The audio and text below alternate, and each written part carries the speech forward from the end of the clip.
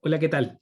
Muy buenas tardes a todas y todos. Bienvenidas y bienvenidos a nuestra sesión número 13 en este curso de dinámica de suelo y esta primera sección que trata sobre el fenómeno de licuefacción. Hoy día vamos a hablar de lo que es el comportamiento no drenado cíclico de arenas, en particular de arenas. ¿Sí? Entonces, ahí tenemos nuestro disclaimer. Y cuando hablamos de comportamiento cíclico no drenado, nos referimos a esto. Lo que observamos es que tenemos tres gráficos. En el primer gráfico se ve un sigma D en el gráfico superior.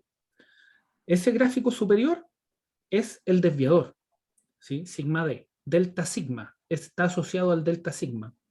El gráfico 2 está asociado al delta U. Y el gráfico 3, que está en la parte inferior, está asociado a lo que es la deformación axial de una probeta que está siendo cicleada cíclicamente en condición no drenada en un ensayo triaxial. ¿Qué es lo que pueden rescatar de acá? Veamos nuevamente esta gráfica que se desarrolla. Ustedes lo primero que pueden notar es que este gráfico, en este set de gráficos, el primer gráfico corresponde a una situación de carga controlada. Lo que se está controlando es la carga, el desviador. Como respuesta a eso, lo que se observa es que dada la condición no drenada y que la carga que se está ejerciendo se aplica de manera cíclica sistemáticamente, existe una reacción por parte del agua contra la masa de suelo, ¿cierto? Que se traduce en un exceso de presión de poro, un exceso de presión de poro por sobre la presión de poros inicial que tenía este ensayo. Recuerde que este ensayo, ¿cierto? Antes de partir este ensayo pasa por la etapa de preparación.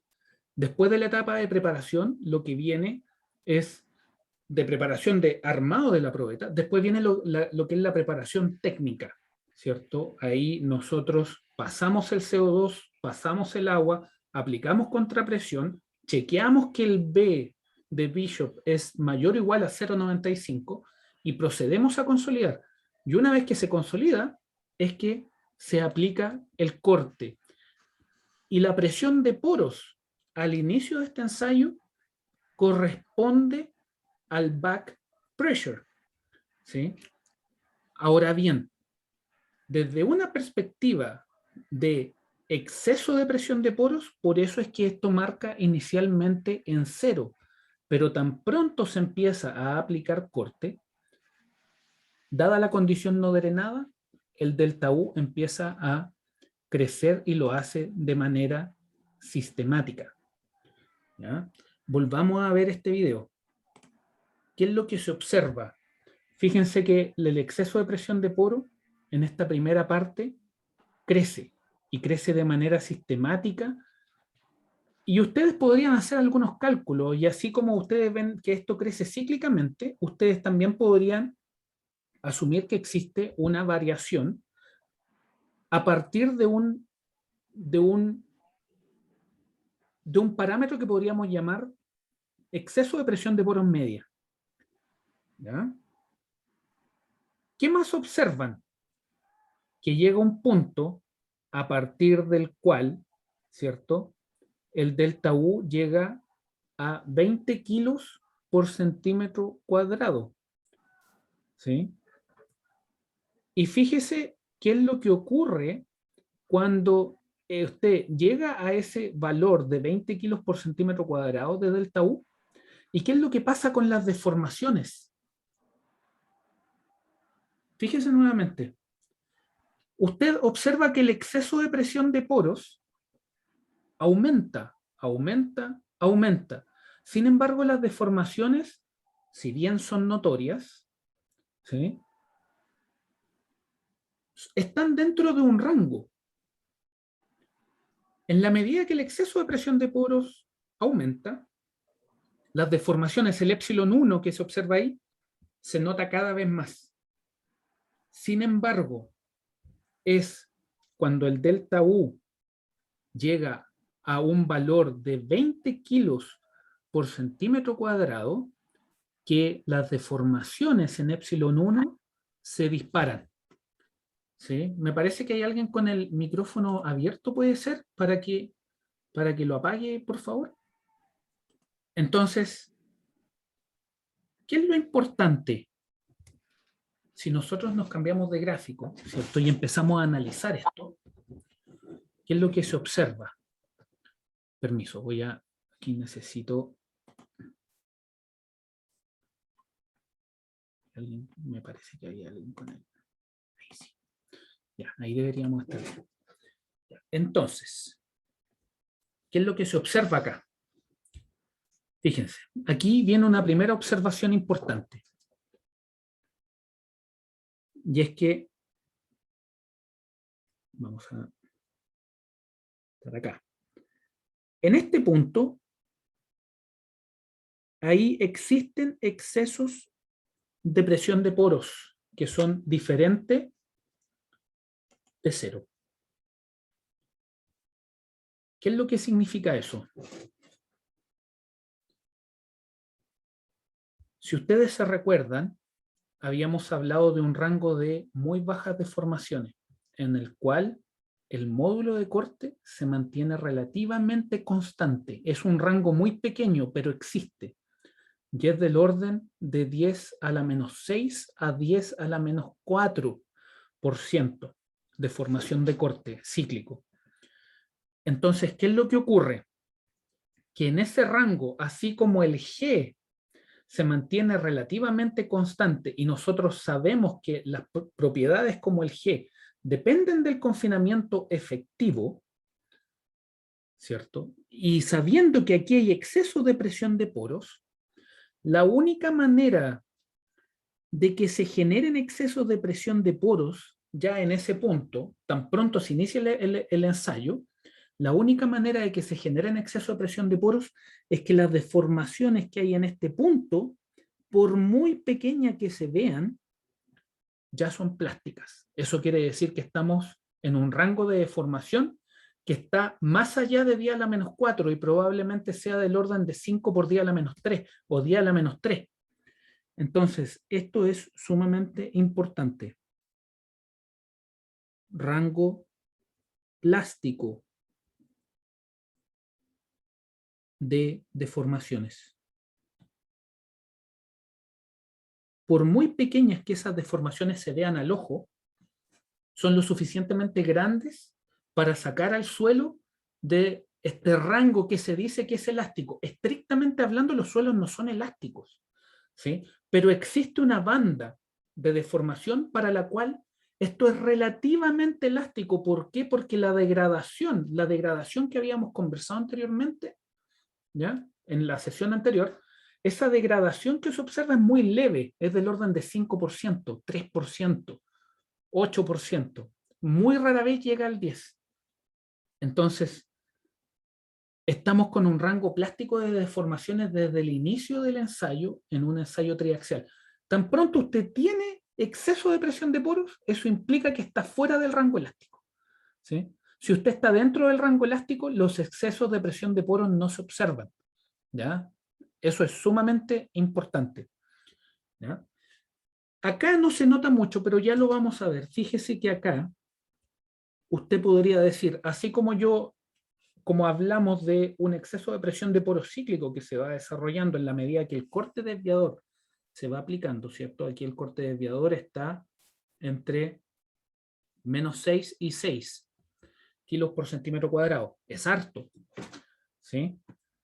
Entonces, ¿qué es lo que pasa? Así como uno tiene en esta zona exceso de presión de poro cíclico, ¿cierto? Que va aumentando en la medida que el número de ciclos va ocurriendo,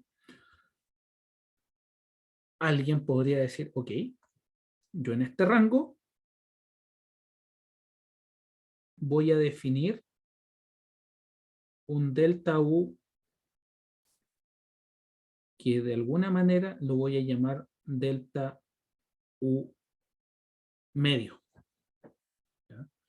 Un exceso de presión de poros media, que si ustedes hacen los cálculos, le va a dar siempre justo al centro del ciclo, ¿no? Entonces, esto va aumentando. Esto va aumentando, aumentando, aumentando, hasta que llega a este sector. ¿Sí? Ahora, ¿cuál es la importancia acá? La importancia son estos puntos, donde esto empieza a tocar este valor de 20 kilos por centímetro cuadrado. De lo que hemos conversado hasta ahora, alguien que me cuente, que me diga su hipótesis respecto a cuál es el confinamiento efectivo con el cual se está haciendo este ensayo.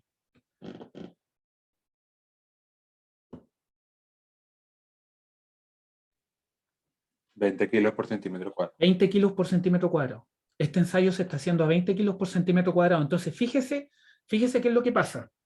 Tenemos un ensayo que se está haciendo a 20 kilos por centímetro cuadrado y el delta U llega a un valor de 20 kilos por centímetro cuadrado. Y si observamos bien acá, cuando ya estamos cerca de este valor, ¿no? Las deformaciones a partir de este punto hacia allá, las deformaciones son significativamente mayores de lo que se observaba anteriormente a ese punto. ¿Sí? Deformaciones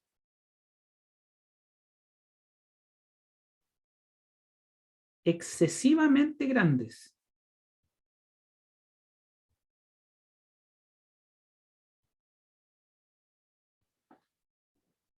Ahora bien, ¿qué es lo que pasa? Que en este punto nosotros tenemos que el delta U es igual a sigma 0 prima.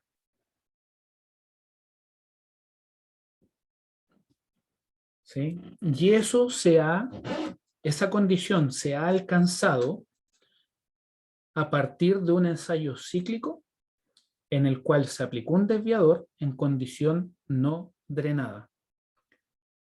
¿Cuáles son algunos de los alcances que podemos rescatar de este gráfico?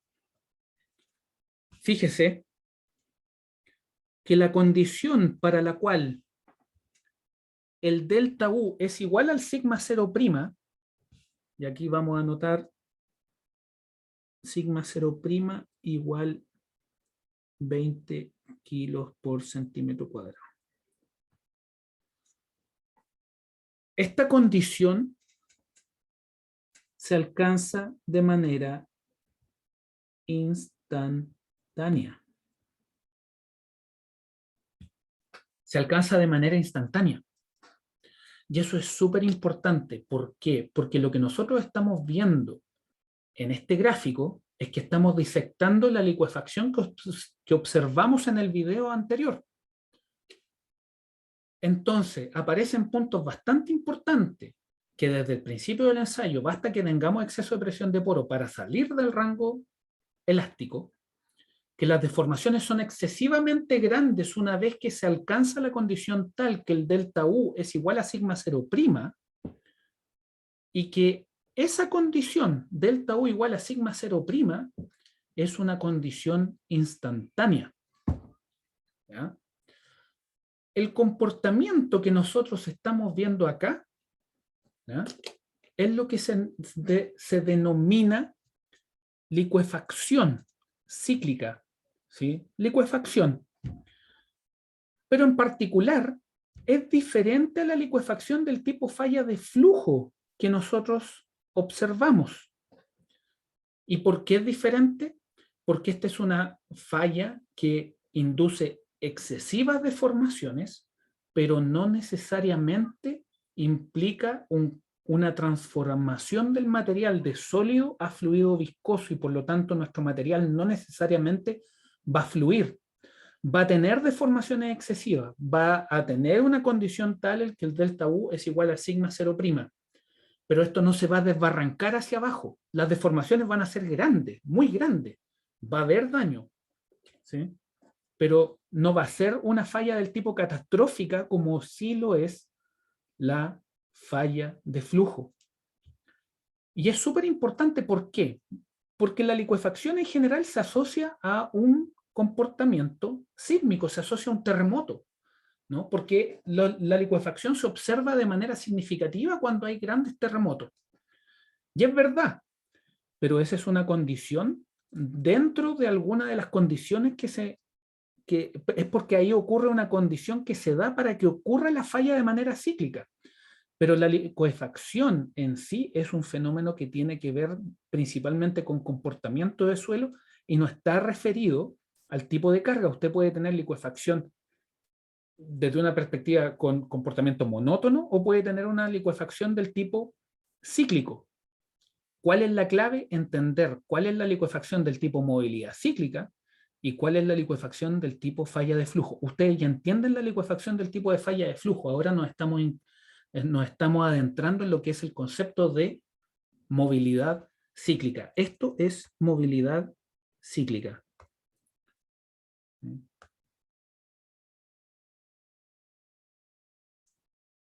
¿Y por qué movilidad cíclica? Porque si ustedes ven este gráfico acá, ¿qué gráfico nos está faltando? ¿Quién tiene una hipótesis del gráfico que nos está faltando? ¿Quién tiene una hipótesis? ¿Qué gráfico nos está faltando analizar? Luciano, Valentina, Daniel, Javiera, Daniela, Tomás, Ronald, Gustavo, Manuel, Felipe, Tomás Navarrete. ¿Quién tiene alguna hipótesis? ¿Qué gráfico nos falta? El EP'. EP'. El EP'. ¿Cómo es el ensayo? Es no drenado, por lo tanto, ¿qué pasa con el E?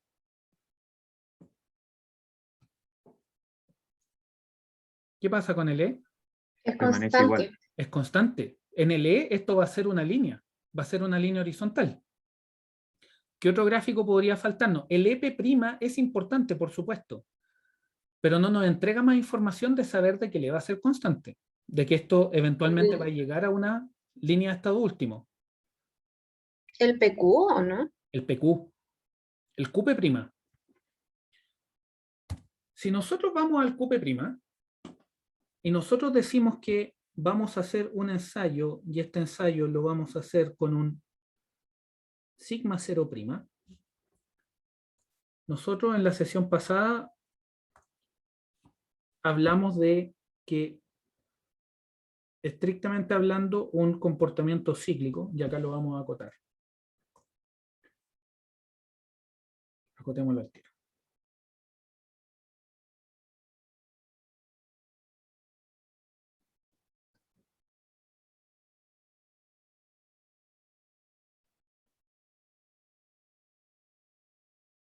¿Sí? Ya, no quedó muy, muy balanceado, pero vamos por la idea. Entonces, esto se carga cíclicamente, ¿no? Pero esta es la trayectoria de tensiones totales. Si nosotros nos fijamos en el ensayo que evaluamos en la sesión anterior cuando hacíamos un cíclico drenado, en el cíclico drenado, la línea de carga oscila en torno a este punto, llega hasta ahí y baja. Baja hasta ahí y vuelve a subir, pero siempre va a oscilar ahí. La trayectoria de tensiones totales va a estar ahí. Sin embargo, dada la naturaleza no drenada del ensayo, los excesos de presión de poro nos tienen que empezar a afectar, ¿cierto? Porque nosotros tenemos exceso de presiones de poro. Por lo tanto, los excesos de presiones de poro nos tienen que empezar a afectar de manera cíclica la respuesta del suelo, lo cual eso implica que esto, en la medida que cargamos, ahí se genera un delta U, y en la medida que descargamos esto ya se desbanda, ¿no? Se desbanda. Y esto se empieza a ciclear cíclicamente, ¿sí? Y por cada ciclo de carga el delta U va a exceder, ¿sí? Va a acceder al delta U anterior. Y es por eso que el exceso de presión de poro empieza a aumentar, ¿no? Entonces, ¿qué es lo que pasa? Aquí voy a hacer un pequeño ajuste para hacer el punto.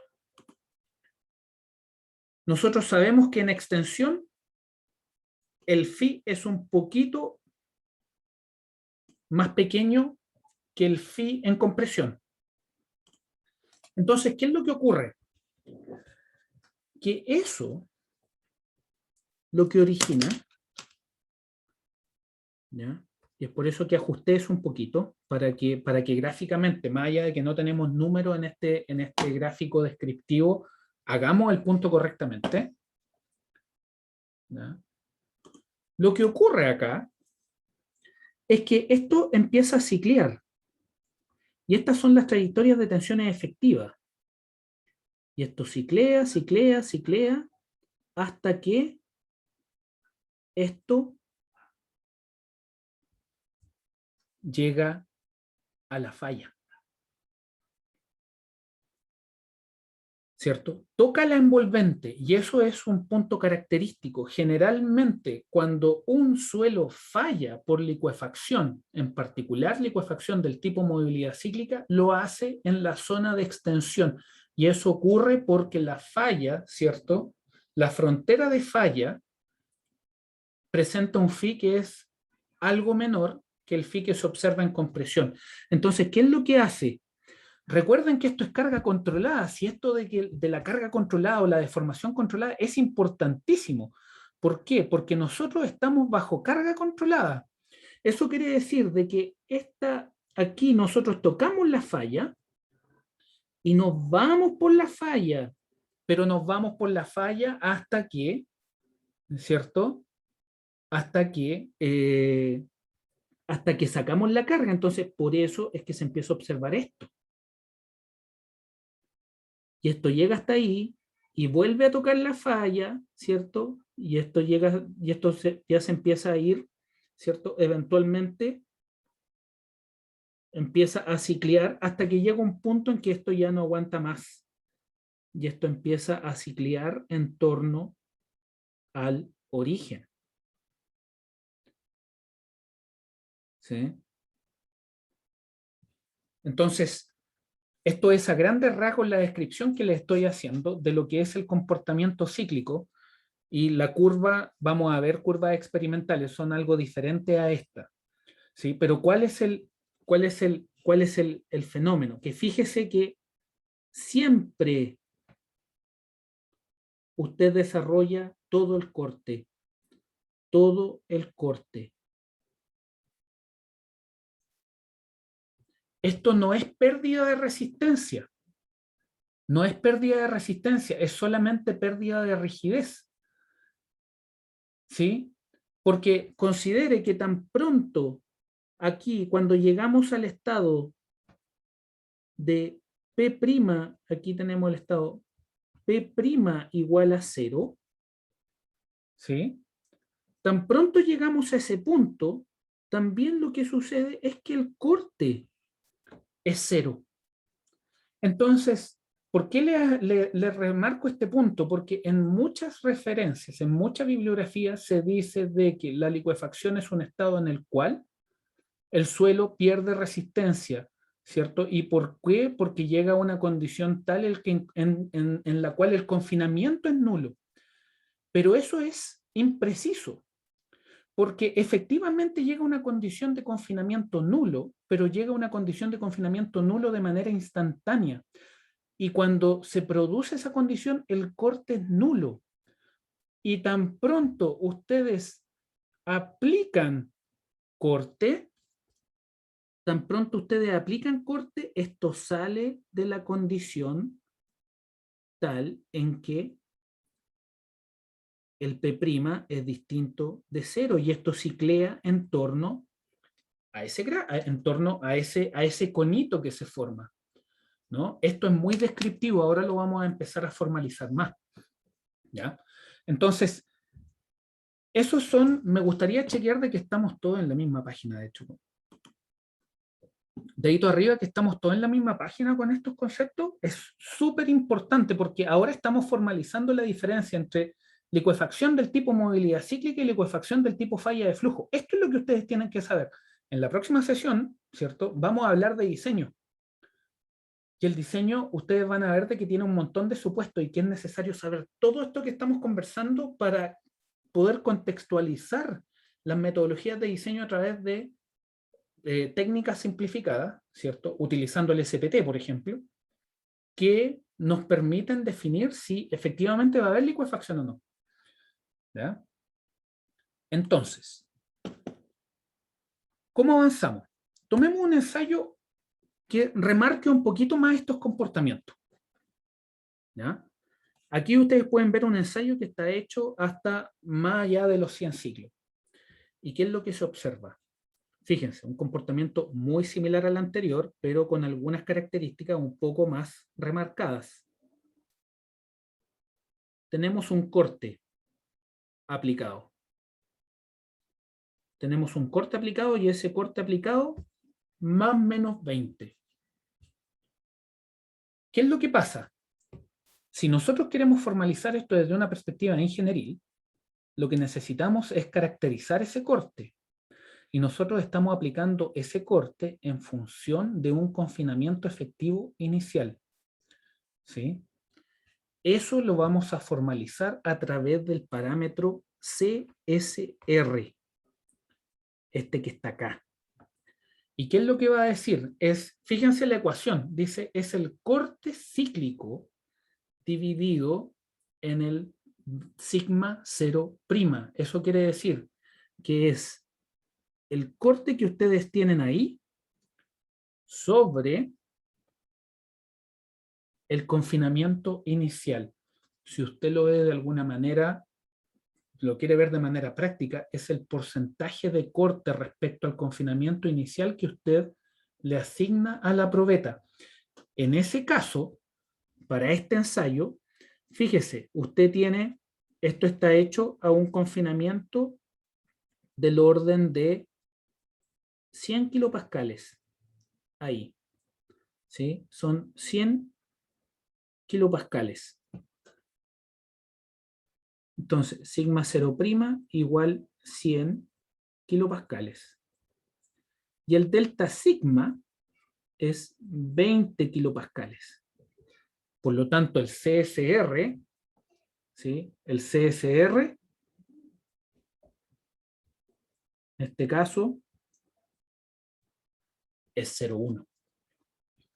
¿Sí? Eso quiere decir que estamos aplicando un corte equivalente al 10% del confinamiento inicial. Y eso no es de lo más alto, pero en ningún caso es bajo. Es lo suficiente como para que una arena de 40% de densidad relativa pueda licuar, ¿ya? A un número significativo de ciclos, pero licúa, si eso es lo importante, ¿sí? Cuando ustedes tienen una metodología de mejoramiento, esa metodología de mejoramiento no es que mitigue la licuefacción porque el fenómeno no se da, sino que el fenómeno se da a un número de ciclos tan grande que en términos prácticos que en términos prácticos no licúa. ¿Ya? Hay muchas metodologías que funcionan así. ¿Ya? Funcionan por un retardo significativo de la licuefacción, lo que implica que los efectos en nuestras estructuras son significativamente menores o simplemente no se observa nada. ¿Ya? Entonces, sumamente importante eso. Ahora bien, fíjense en esto otro, las deformaciones donde recién las empezamos a observar de manera visible. Las empezamos a observar en el plano epsilon, ¿cierto? Epsilon 1 versus número de ciclos, la empezamos a observar recién ahí. Entonces, alguien que ve este gráfico podría decir, oye, pero las deformaciones son nulas. No son nulas. Son lo suficientemente pequeñas para generar que existan excesos de presiones de poros. Y eso es lo que se observa acá. Ustedes ven excesos de presiones de poros que aquí en amarillo le estamos dibujando la presión de poros media. ¿Sí? Entonces aquí en amarillo tenemos la presión de poros media. ¿Sí? ¿Y qué es lo que observamos? Aquí podemos observar unos detalles un poquito más con más zoom, ¿no? Fíjense acá. Tenemos una primera zona en que el exceso de presión de poros aumenta, pero lo hace de una manera tal en que su tasa de aumento es decreciente. Delta U aumenta decrecientemente.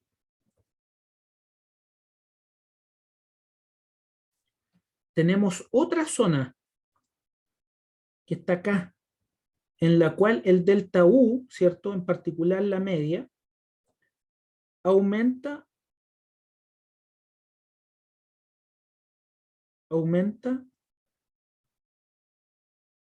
perdón, con tasa constante.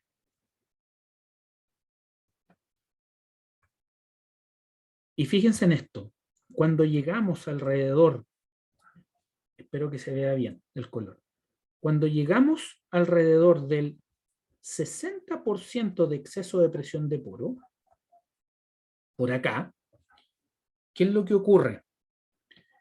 Las presiones de poro se disparan y aumentan a una tasa creciente. Delta U aumenta crecientemente. ¿Sí? ¿Cuándo se empieza recién a observar la deformación?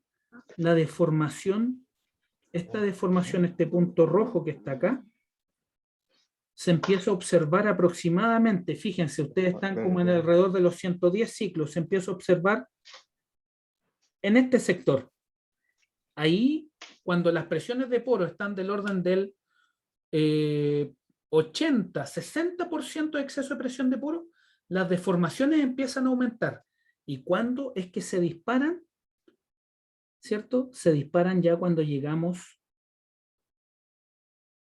Estas ocurren cuando el exceso de presión de poros llega al 100% de desarrollo.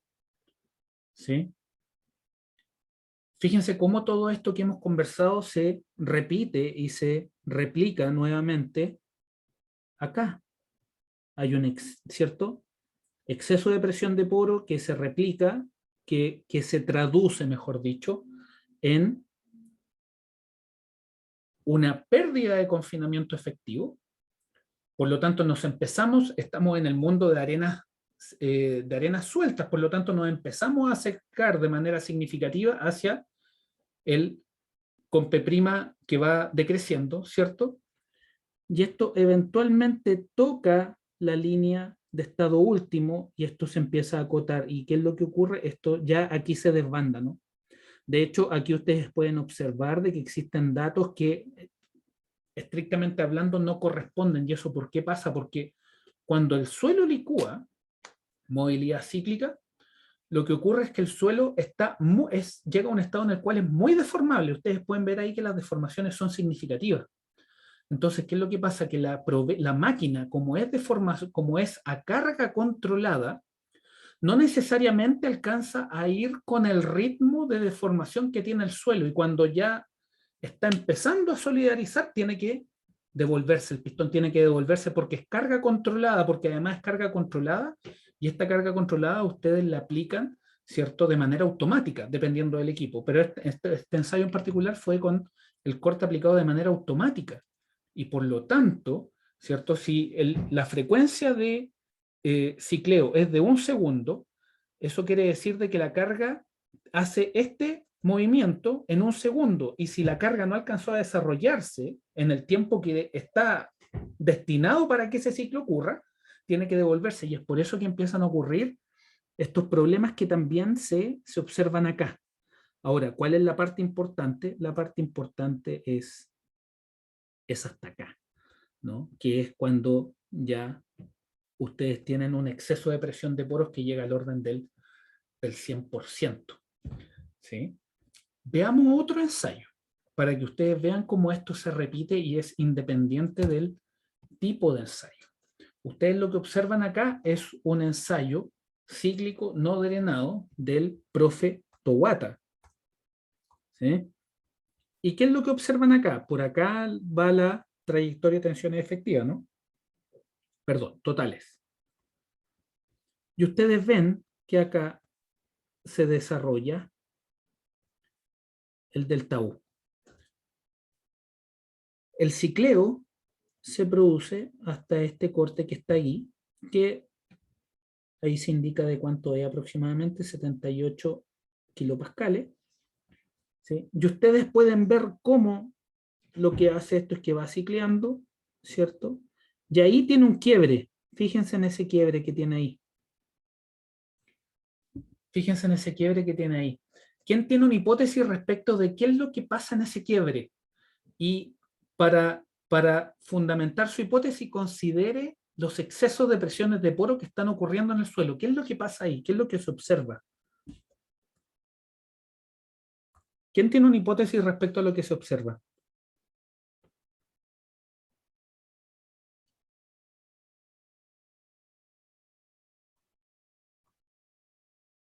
Gustavo, Daniel, Javiera, ¿tienen alguna hipótesis? ¿Qué línea podría ser esa verde que estoy dibujando ahí? ¿Qué es lo que pasa con el comportamiento de los excesos de presión de poros cuando estoy en esa zona? ¿Quién tiene alguna hipótesis? Manuel, Tomás, Daniela.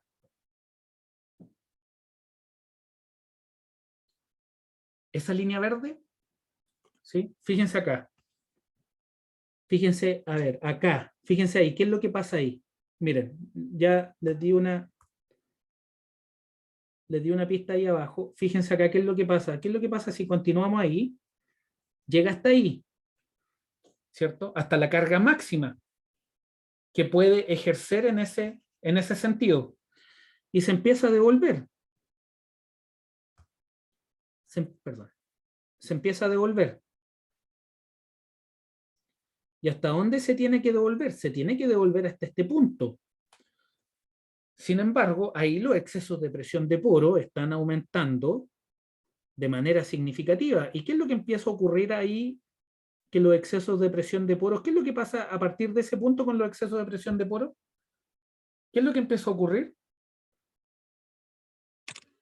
Disminuye por el ciclado. Ya, ¿y por qué un suelo cambia de un comportamiento en el cual los excesos de presión de poro aumentan, pero sin embargo ahora empiezan a decrecer? ¿Por dónde tuvo que pasar el suelo? Por la línea de cuasi... La línea de estado último. No es el quasi steady state, es la línea del cambio de fase. Ok. Es la línea del cambio de fase. Y una vez que pasa por la línea del cambio de fase, esto se va hasta arriba y llega hasta su máximo y ahora tiene que volver. Y nuevamente lo hace aumentando los excesos de presión de poros y finalmente ahí es donde llega a esta condición tal en que el sigma cero es igual a cero, pero esto es nuevamente, y lo vamos a remarcar, de manera instantánea.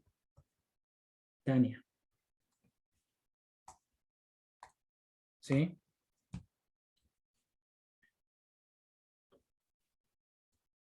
Exceso de presión de poros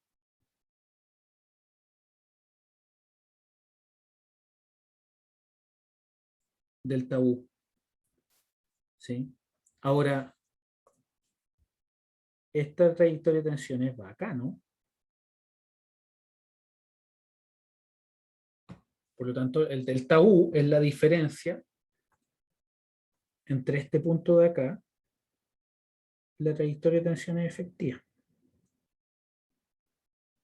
¿Cierto? Y ese delta U va cambiando en la medida que el ciclo se va desarrollando. Ahora, fíjense lo que pasa con el shear stress. Y el gamma. Inicialmente, esto está aquí y esto simplemente empieza a crecer y esto ya se empieza, ¿cierto?, a deformar de manera significativa. ¿Sí? Aquí se muestra la parte, solamente hasta el sigma 0 igual a 0. Sigma 0 efectivo igual a 0. Ahora, si ustedes se fijan, nosotros acá, de aquí voy a borrar algunas cositas.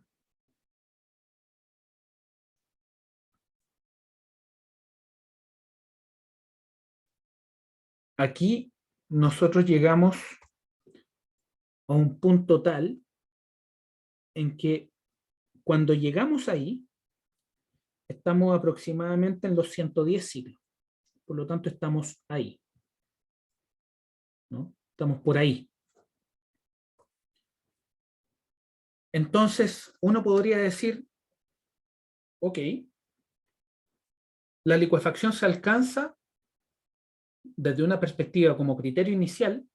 Usted nos dice que la licuefacción se alcanza cuando el delta sigma, perdón, cuando el delta U es igual al sigma 0'.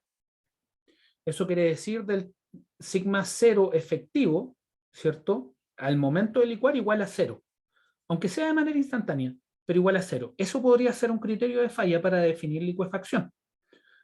¿Sí? Otro criterio podría ser, bueno, no tenemos para qué quizás ser tan estricto y podemos decir de que exista un criterio de licuefacción tal que impongamos que la deformación sea del 1%.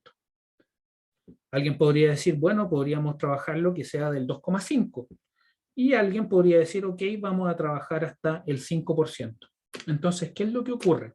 Que cuando ustedes mandan a hacer un ensayo de licuefacción, ¿sí?, lo ideal es que el laboratorio que le haga las pruebas, ¿sí?, le entregue los resultados hasta una deformación de, ojalá, más del 5%.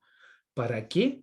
Para que sí, ustedes puedan definir los diferentes criterios para los cuales ustedes van a estimar que ocurre la licuefacción. Porque en vista de lo que estamos viendo acá, la licuefacción la podemos definir a partir de 3 criterios. Un criterio, ¿cierto?, que la tensión efectiva se anule, delta U igual sigma 0'.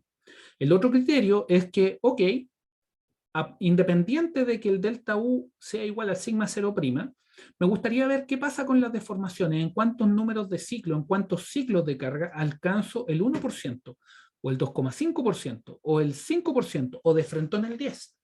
¿Ya? Simplemente para tener una perspectiva de qué es lo que pasa con el suelo, en la medida que se desarrolla la licuefacción, que ya se gatilló en el momento que el delta U es igual al sigma 0'. ¿Ya? Fíjense acá. Aquí aparece otro elemento importante. Y es que, fíjense, independiente de la densidad relativa, ¿sí?, ustedes pueden hacer licuar suelos densos. Y ahí tienen otra significativa diferencia con respecto a la licuefacción del tipo falla de flujo. La licuefacción del tipo falla de flujo se produce cuando ustedes tienen que hay una pérdida de resistencia. Esa pérdida de resistencia solamente se puede observar en los suelos que tienen una densidad relativa muy baja, que presentan un comportamiento contractivo muy significativo. ¿Sí? Sin embargo, la licuefacción del tipo movilidad cíclica, ustedes la pueden alcanzar en suelos densos. ¿Qué otro detalle hay acá? Y ojo, que es licuefacción del tipo movilidad cíclica. ¿Ya? Licuefacción del tipo movilidad cíclica.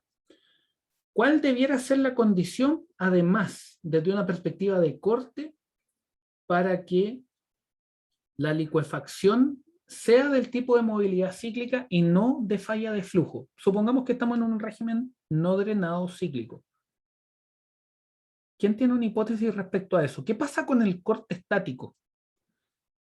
¿Qué pasa con el corte estático y la resistencia última no drenada? De hecho, la respuesta ustedes la podrían obtener de los mismos gráficos que están acá.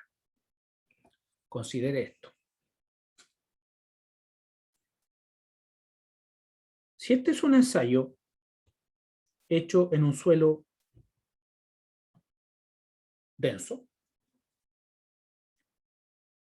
lo que debería observarse es un comportamiento contractivo y una dilatancia. Y ustedes observan eso acá. Fíjense. Consideren esto.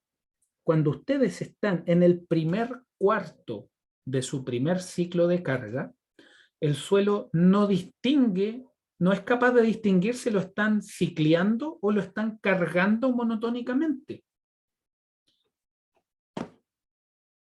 ¿Se entienden los conceptos que estamos conversando? Esto ya es todo lo que estudiamos, pero ahora concentradísimo en un par de gráficos. ¿Se entienden los conceptos que estamos estudiando?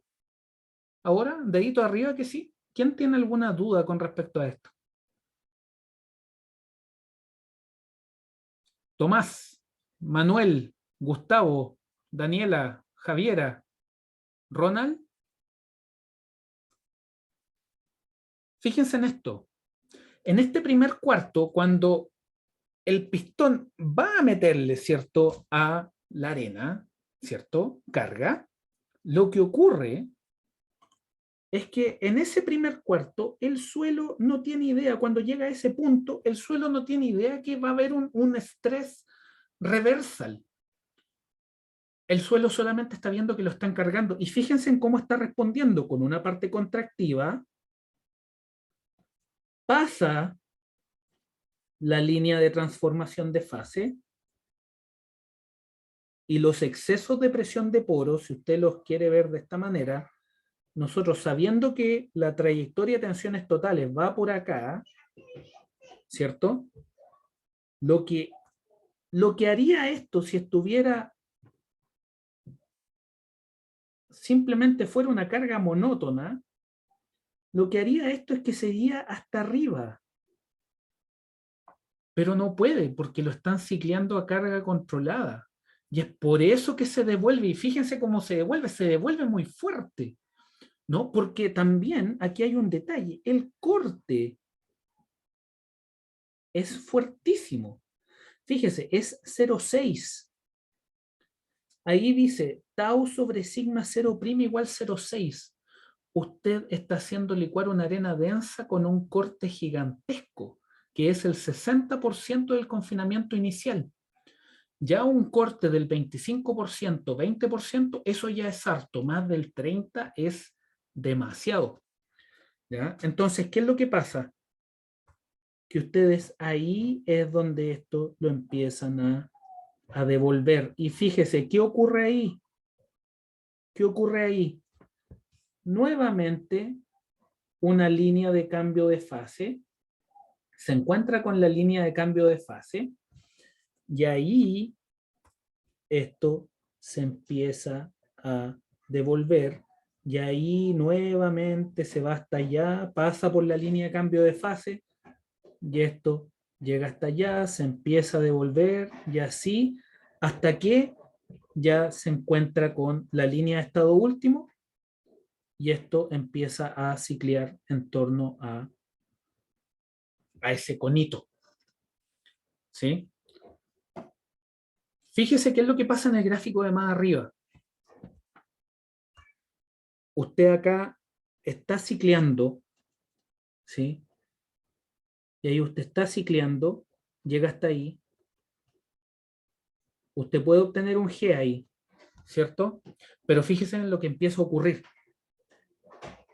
Empieza a descargar, y esto, a diferencia de lo que ocurría con la carga cíclica drenada, aquí la elipse no se logra nunca. Al contrario, aquí lo que empiezan a ocurrir es que se empiezan a formar alas, se empieza a formar una especie de banana, ¿sí? Es un ciclo de carga con forma que empieza a generar bananas, ¿cierto? Empieza a generar plátanos. Y estos ciclos, carga controlada, lo único que hacen es que empieza a aumentar y aumentar y aumentar las deformaciones. Y fíjese bien acá, borremos esto, simplemente para hacer el punto. Si usted simplemente lo que hace es tomar este punto que está acá, usted empieza a ver de que eventualmente la rigidez empieza a disminuir. Sin embargo, usted es capaz igualmente de desarrollar todo el corte, ¿sí? La movilidad cíclica no es pérdida de resistencia. El suelo es capaz de tomar todo el corte que se le aplica. En ningún momento la pierde. Lo que sí está perdiendo es rigidez. Y de hecho, en esta zona, fíjense que la pendiente de estas curvas en esa zona es muy cercana a cero, ¿no? Es muy cercana a cero. Si uno quiere ver la pendiente, ¿qué es lo que pasa con la pendiente en esa zona? Es muy cercana a cero, ¿sí? En suelos finos, ustedes no ven esa zona de pendientes nulas, ¿sí? En suelos finos ustedes no ven esas pendientes en general, ¿ya? Y es por eso que lo que existe en suelos finos no se habla de movilidad cíclica, no se habla de licuefacción en suelos finos. Uno de lo que habla es de ablandamiento cíclico, ¿sí? Porque no llega a un estado tal en que el confinamiento en suelos finos en general, no se llega a una condición tal en que el confinamiento al que se llegue sea igual a cero. Aunque sea instantáneo, no se llega a ese punto, ¿no? Para antes, el cicleo para antes, ¿no? Y hay papers sobre eso, los podemos ir viendo. Entonces, formalicemos algunos de los conceptos que hemos conversado. ¿Será que efectivamente cuando se llega a una condición de confinamiento nulo, el corte es cero? Veamos. Corte cero, exceso de presión de poros máximo. Confinamiento nulo. Aquí yo tengo una condición de sigma 0' igual a 0. Pero es instantáneo, ¿sí? Es instantáneo. No es que el suelo pierda resistencia, no es que el suelo llegue a una condición de sigma 0' y se quede ahí, ¿no? Es una condición de confinamiento nulo, pero también corte nulo. Fíjense, corte nulo, ¿no? Entonces es un poquito engañoso el concepto, ¿sí? En base a esto, nosotros tenemos muy claro ya los criterios bajo los cuales podemos trabajar. Criterio de licuefacción 1, 100% exceso de presión de poro. El suelo licúa cuando hay 100% exceso de presión de poro a un determinado CSR. Criterio de licuefacción 2, 2,5. Criterio de deformación 3, 5%. Ojo, que aquí hay un detalle importante. Doble amplitud. ¿Sí? Doble amplitud. Súper importante. ¿Qué pasa si comparamos los criterios? ¿Qué es lo que pasa si en una arena limpia nosotros ocupamos el criterio de licuefacción inicial y ocupamos el criterio de 5% de deformación axial en doble amplitud? Cuando tenemos una arena limpia, en general forman una recta de 45 grados. ¿Y qué significa eso?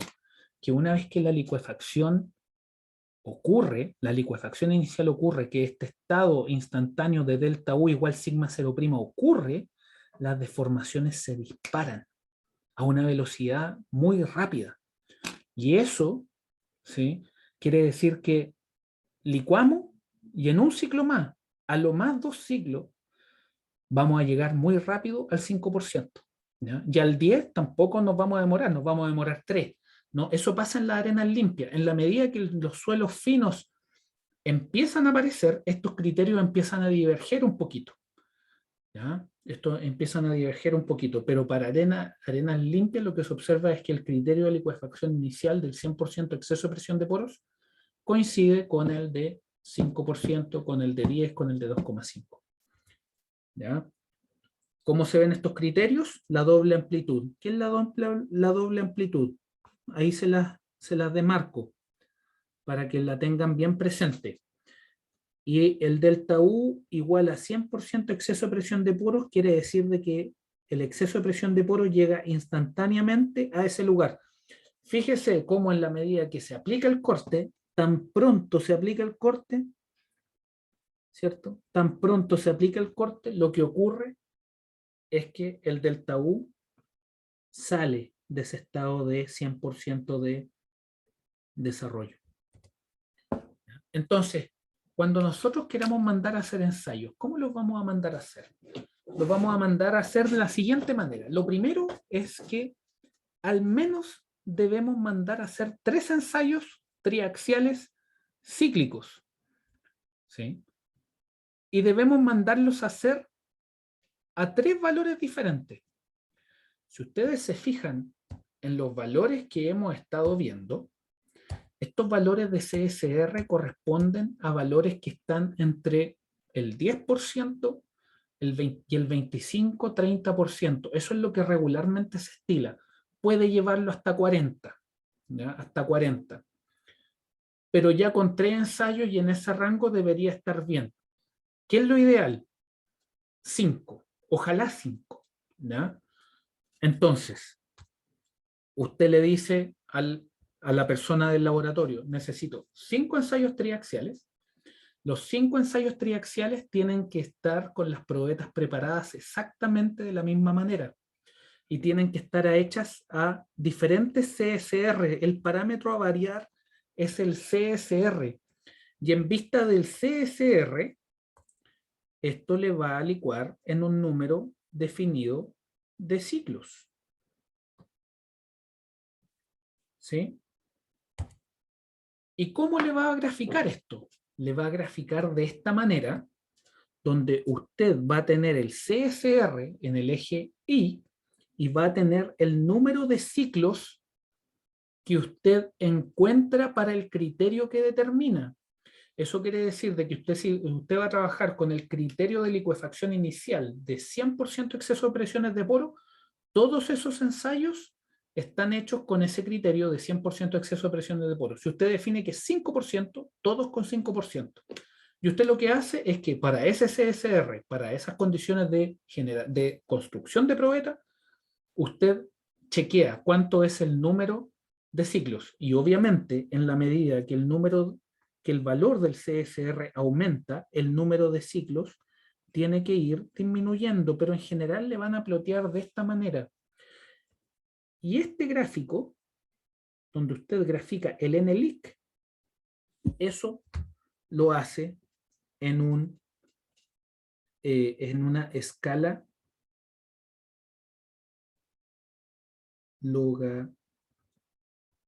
logarítmica. ¿Ya? Andrés, usted tenía una consulta. Sí. Profesor, una consulta. Cuando usted indica que se deben mandar a hacer al menos 3 ensayos con distintos CSR, Claro. pero esos distintos CSR, todos con el mismo confinamiento Claro. efectivo. Todos con el mismo confinamiento efectivo. Exacto. Por eso les indico. todas las probetas preparadas exactamente bajo las mismas condiciones. Y usted solamente varía el CSR. Eso quiere decir de que usted varía el delta sigma.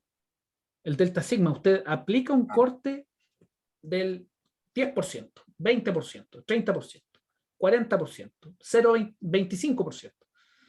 ¿Sí? Generalmente el primer ensayo tiene que ser a un CSR del orden de 0,2, 0,15. ¿Por qué?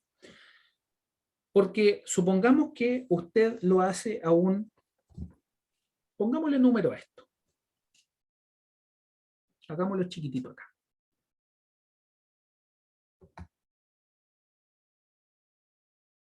Supongamos que usted tiene acá el N-leak.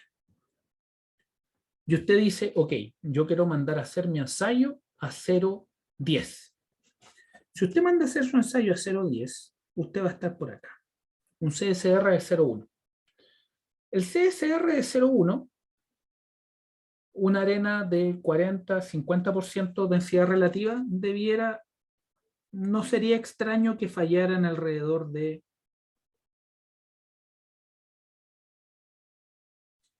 póngale 80 o 100 ciclos. ¿Sí? ¿Qué es lo que pasa? Que como las metodologías de licuefacción que vamos a estar ocupando trabajan para terremotos estandarizados de 7,5 y a partir de ese valor lo empezamos a modificar con los coeficientes para adaptarlo a la magnitud del terremoto, ¿ya? Un terremoto de 7,5 es aproximadamente 20 ciclos. Eso quiere decir de que si usted quiere diseñar para esto en escala logarítmica, aquí voy a ser quizás no la persona más precisa, pero va a estar por ahí, ¿no? Entonces, ¿qué es lo que pasa? Que si usted manda a hacer un 0,1, un CSR igual a 0,1 y le da 80, 100 ciclos, lo primero que hago es ir a buscar el otro extremo, porque ya 100 ciclos es mucho, ¿no? Entonces voy a buscar el otro extremo, y el otro extremo es, por ejemplo, mandar a hacerlo con 0,3. Y con 0,3 me da que esto falla, por decir los números, a los 2 ciclos. 5 ciclos.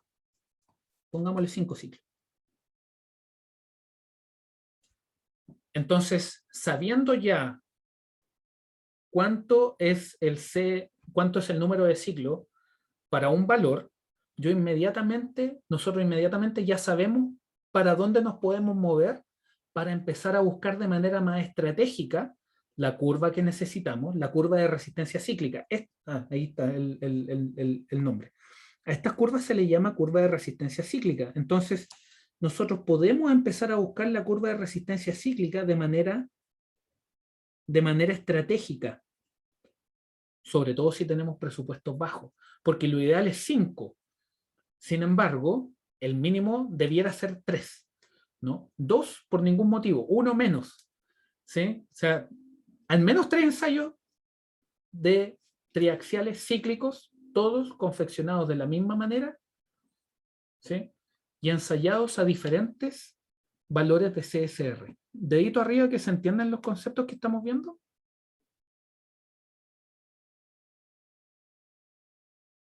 Felipe, Manuel, Javiera, Tomás, Gustavo. Ya. Entonces, eso es. Ahí ustedes pueden ver. ¿Ya? Ustedes pueden ver ahí qué es lo que empieza a pasar con estas curvas de resistencia cíclica cuando la densidad relativa aumenta, ¿no? Si la densidad relativa aumenta, claramente la resistencia cíclica me va a aumentar, ¿sí? Condiciones de ensayos para obtener una curva. Mismo tipo de suelo, mismo tamaño de probeta, mismo confinamiento inicial, misma densidad relativa, misma frecuencia de carga, mismo tipo de carga, mismo tipo de preparación, mismo corte inicial, mismo contenido de finos. Solo se varía el CSR encontrando diferentes valores del N de licuefacción. Aquí ya lo vimos, fíjese, aumento de la densidad relativa, o cómo aumenta la sensibilidad de las curvas de resistencia cíclica. Esto aumenta según aumenta la densidad relativa, según disminuye el confinamiento, según aumenta la plasticidad en caso de haber suelos finos. ¿Qué otros factores afectan las curvas de resistencia a la licuefacción? Exactamente, no exactamente, pero son muy parecidas a aquellas condiciones. En el fondo es variar aquellas condiciones que nosotros exigimos para obtener una curva de resistencia cíclica. Si usted las cambia, si usted cambia la preparación de la muestra, probablemente la curva de resistencia cíclica va a cambiar. Es por eso que cuando uno manda a hacer un ensayo, uno trata de mandar a hacer esos ensayos con una metodología de construcción tal que replique la depositación de las arenas con las cuales vamos a estar trabajando en terreno. Entonces, forma de onda de carga, frecuencia, o sea, si usted varía todo esto, ¿sí?, sus curvas de licuefacción, de resistencia cíclica, van a verse en mayor o menor medida afectadas. Y es por eso la importancia de la consistencia experimental, la importancia de la repetitividad experimental, así como también las condiciones que ustedes le indican al laboratorio bajo las cuales tienen que hacer los ensayos. La responsabilidad última de la calidad de los ensayos, ¿ya?, es de la persona que lo manda a hacer. El laboratorio solamente lo va a hacer y se va a encargar de hacerlo bien. Pero la persona que decide el tipo de ensayo es la persona que lo manda a hacer, ¿ya? Y desde ese punto de vista es sumamente importante el entender todo esto, ¿ya? Factores que afectan la resistencia cíclica, la fábrica. Fíjese el contenido de fino. En la medida que el contenido de finos aumenta, la resistencia a la licuefacción disminuye. Si ustedes tienen la densidad relativa, fíjese qué es lo que pasa con la densidad relativa. Generalmente cuando la densidad relativa supera el 80%, la resistencia a la licuefacción aumenta significativamente. ¿Qué es lo que significa eso? Que la compactación de las arenas es vital para prevenir el fenómeno de licuefacción, y el número que ustedes observan ahí, densidad relativa del 80-85%, coincide con los criterios de compactación que se requieren para ese tipo de suelos.